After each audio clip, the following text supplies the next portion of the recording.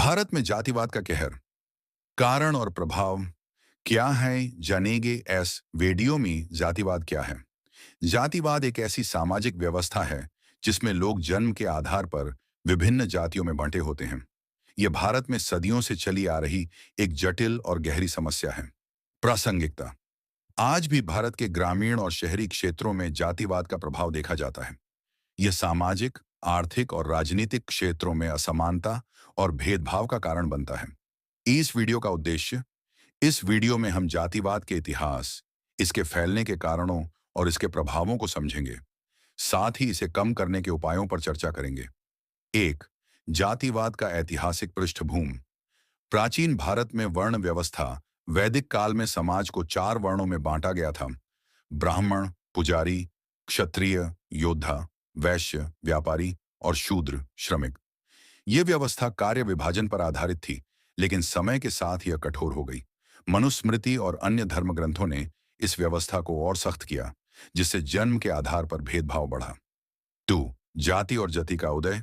वर्ण व्यवस्था से जाति का विकास हुआ, जिसमें हजारों उपजातियां बन गईं।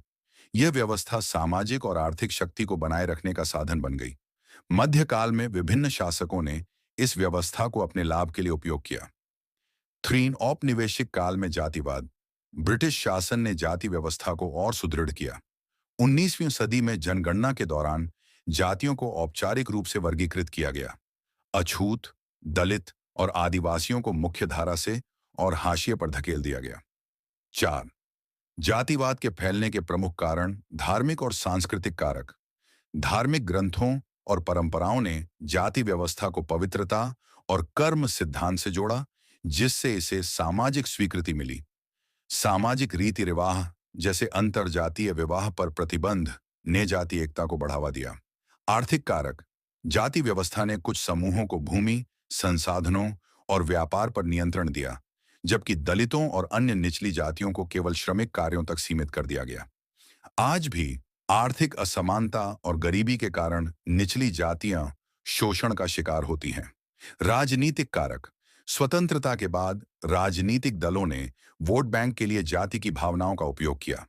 इससे जातिगत पहचान और मजबूत हुई।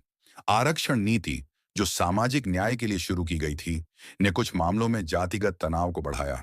शिक्षा और जागरूकता की कमी। ग्रामीण क्षेत्रों में शिक्षा और जागरूकता की कमी के कारण लोग जातिगत भेदभाव को सामान्य मानते हैं। सामाजिक सुधार आंदोलनों का प्रभाव शहरी क्षेत्रों तक सीमित रहा है। मीडिया और प्रचार। कुछ मामलों में मीडिया और मनोरंजन उद्योग ने जातिगत रूढ़ियों को बढ़ावा दिया है, जैसे कि निचली जातियों को नकारात्मक रूप में चित्रित करना